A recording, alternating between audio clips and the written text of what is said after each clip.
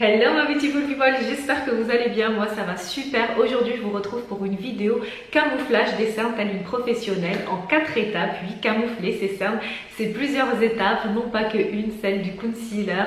Si la vidéo vous intéresse, restez branchés, puis je vous demanderai de vous abonner, de liker en cours de vidéo si la vidéo vous plaît, d'activer les notifications qui sont la petite cloche qui se trouve en bas de la vidéo, comme ça vous êtes au courant de toutes les vidéos que je poste. Et puis moi ça me fait plaisir, c'est gratuit et ça me donne de la force. Vous êtes ready? Vous êtes prêts à voir comment je réalise dans cette vidéo ce joli contour des yeux que vous voyez là en début de vidéo? Si c'est oui, je vous dis let's go! Alors j'ai déjà appliqué mon fond de teint ainsi que le bronzer, j'ai maquillé également mes yeux avec de l'ombre à paupières, j'ai mis l'eyeliner, le mascara à mes cils supérieurs. Généralement en l'anti-cerne tout ça je le fais lors de l'étape fond de teint, mais là j'ai voulu aller vite parce que vraiment le sujet de la vidéo c'est comment camoufler ses cernes, leur donner ce regard on flic, flawless, vraiment sans défaut, ce beau regard que l'on voit sur les photos Instagram et tout ça. Donc la première étape que je vous demanderai de réaliser, c'est vraiment de mettre du contour de l'œil. C'est très important d'hydrater ses cernes, que ce soit le matin, d'en appliquer avant son make-up, tout ça, ou le soir lors de sa routine démaquillage et tout ça, et puis dormir avec son contour de l'œil. C'est très important, c'est une hydratation à ne pas louper, à ne pas manquer. Pour celles qui n'ont pas encore mis ce soin dans leur routine beauté, je vous invite à le faire. Ensuite on va venir travailler le make-up des cernes. Je commence tout de suite. Vous avez tous entendu parler des couleurs correctrices, il y a la couleur verte, la couleur orange, tout ça. Nous, pour travailler le cerne, on aura besoin de la couleur orange. Je vais utiliser cette teinte-là qui fait partie de la Pro Sculpting palette de Make Up Forever.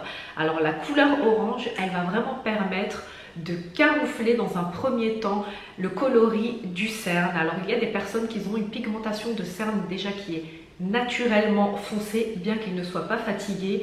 C'est un petit peu mon cas, comme vous voyez, j'ai le cerne un peu quand même foncé, bien que je dors très bien et tout ça. Et d'autres personnes qui ont un petit peu le cerne foncé parce qu'elles sont fatiguées. Tout dépend en fait. Ces choses-là, elles sont propres à chaque individu. Mais heureusement qu'il y a le make-up pour venir parfaire le cerne, tout ça, et le rendre on flic. Je vais appliquer la teinte orange avec mon doigt, pas besoin de pinceau. Et je la tapote sous le contour de l'œil. Et j'en place également, vous voyez, à ce niveau-là, où il y a le creux en fait, l'os, afin qu'il n'y ait vraiment pas de démarcation et pour que le rendu soit beaucoup plus joli. Voilà, je l'applique comme ceci. Vous voyez, le cerne est déjà beaucoup moins visible grâce à la couleur orange. Après, il est vrai, moi j'ai utilisé cette couleur orange de chez Make Up Forever, mais il y en a plusieurs, hein. Vous pouvez utiliser celle que vous voulez. Becca également en fait une très jolie, j'aime beaucoup. Je fais l'autre œil également.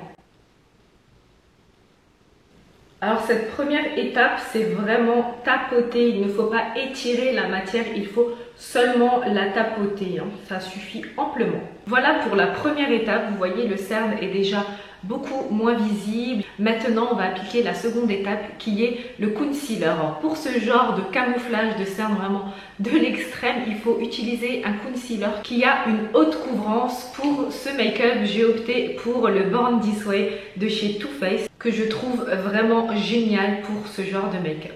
Alors pour celles qui ont le même teint que moi, j'utilise la teinte Light Beige. On vient en appliquer vers ici, comme ça, et puis 3 petits points. Il ne faut pas en mettre beaucoup vers le coin externe de l'œil car en fait le produit est déjà assez concentré en couvrance, donc il faut éviter le côté cakey, le côté plâtreux, tout ça, c'est ce qu'on ne veut pas en fait. On fait un make-up très camouflant, certes, mais il ne faut pas que ça devienne dégueulasse. Je ne sais pas si vous voyez ce que je veux dire. Du coup, j'ai rajouté juste 2 tout petits points en dessous et puis je vais venir le travailler avec le Beauty Blender.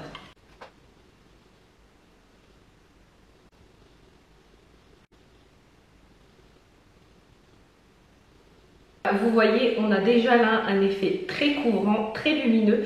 Et puis moi, je viens aussi en appliquer un petit peu sur mon sillon nasogénien afin de l'éclairer et lui donner un petit peu ce côté flouté afin de le diminuer parce que j'ai des sillons assez marqués.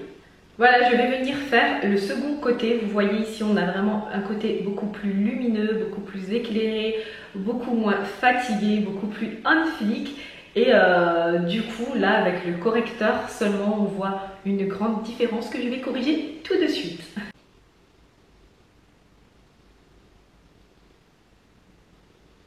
Voilà, la seconde étape est réalisée. Vous voyez, le regard, il a complètement changé par rapport au début. Et maintenant, je passe à la troisième étape qui est le baking. Qu'est-ce que le baking pour celles qui ne connaissent pas encore? Ça veut dire déjà en anglais cuisson. C'est une... Oui, cuisson. Cuire quelque chose sur le visage.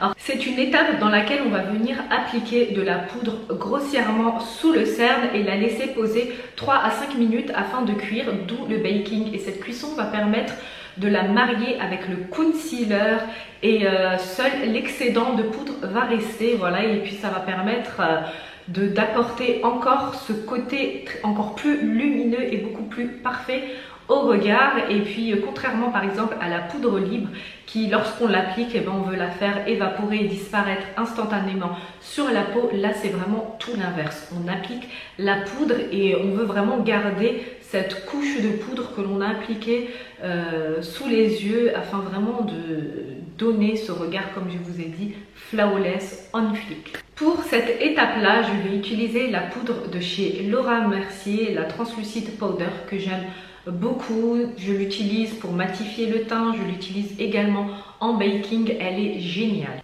À l'aide du Beauty Blender, je vais en prendre comme ceci, vraiment grossièrement. Il ne faut pas hésiter à prendre de la matière parce que c'est ce qu'on va venir déposer sous les yeux. On l'applique vraiment généreusement sur toute la partie que l'on vient de travailler. J'en applique de l'autre côté et puis on va laisser reposer tout ça. En attendant de laisser reposer, on peut bien sûr vaquer à ses occupations ou continuer de se maquiller les parties du visage que l'on n'a pas encore fait. Moi pour ma part, je vais appliquer du rouge à lèvres parce que je n'en ai pas encore mis. Je vais utiliser un rouge à lèvres de chez MAC. La couleur lustre, elle est vraiment très jolie. C'est un espèce de bordeaux nude qui sent d'ailleurs très très bon. J'aime trop l'odeur, c'est un truc de dingue. Entre la cuisson, entre l'odeur là de nourriture, vraiment le make-up et la nourriture, c'est ma passion en fait. J'aime trop ça. C'est les deux choses, pas que je préfère seulement dans la vie, mais elles font partie de mon top 5 des choses que j'aime dans la vie, ça c'est clair et certain. Voilà, après avoir appliqué mon rouge à lèvres et tout ça, et puis vous avoir papoté, je pense que les 3 minutes sont passées. Du coup, à l'aide d'un pinceau comme ceci, ou le pinceau que vous voulez, je vais venir enlever l'excédent de poudre. Vous voyez, vraiment en le tapotant comme ça légèrement. Et là, j'ai vraiment la poudre que j'ai voulu qui est restée fixée. C'est ce qui est le baking, la cuisson de la poudre que l'on souhaite qui reste fixe sur le visage, et puis le reste vraiment il part comme ça dans l'air quoi. J'aime trop le baking, franchement je trouve ça vraiment trop joli, ça apporte vraiment ce côté frais, camouflant et naturel, c'est juste trop joli. Ensuite il me reste la quatrième et la dernière étape à réaliser qui est le brightening. Qu'est-ce que le brightening? C'est l'éclaircissant. Cette dernière étape elle va vraiment venir permettre de fixer le baking et d'apporter encore sa petite dernière touche de lumière parce que voilà, c'est ce qu'on recherche, un côté lumineux, le regard lumineux et qui est le regard on fleek, voilà le regard parfait. Pour cette dernière étape, je vais utiliser la Airbrush Flawless Finish de chez Laura Mercier. Alors celle-ci, je la trouve vraiment géniale. Et puis je l'ai prise en teinte numéro 1. Bon, j'aurais dû prendre la teinte numéro 2, mais bon, celle-ci va tout de même faire l'affaire. Je vais venir l'appliquer avec le pinceau avec lequel j'enlevais le superflu lorsque j'ai fait le baking. Donc j'en prends un petit peu comme ça et je viens appliquer en dessous de l'œil. Voilà, la dernière étape du camouflage des cernes haute couvrance a été réalisée. Vous voyez, c'est vraiment pas sorcier, c'est très simple à réaliser. Et puis vous pouvez réaliser bien évidemment avec les produits que vous avez.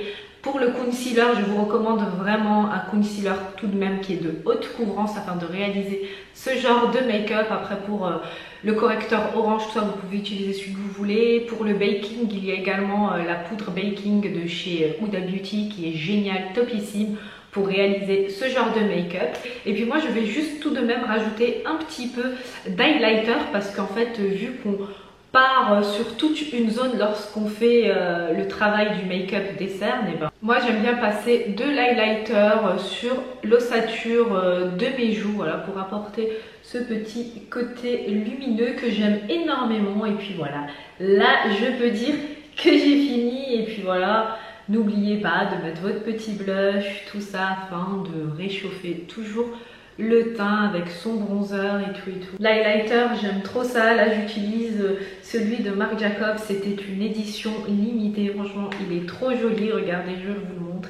Il est trop beau et puis le packaging il est so cute. De toute façon Marc Jacobs, ses packaging ils sont toujours très jolis. Je mets également un petit peu d'highlighter sur l'arête de mon nez. Et puis voilà, j'ai fini. J'espère que la vidéo, elle vous aura plu. N'hésitez pas à vous abonner, à liker si la vidéo vous a plu, à activer les notifications. C'est la petite cloche qu'il y a en dessous là de la vidéo, voilà, parce que c'est gratuit, ça me fait plaisir et surtout ça me donne la force pour faire d'autres nouvelles vidéos. En attendant une prochaine vidéo, je vous souhaite de vous porter à merveille. Je vous fais de gros bisous.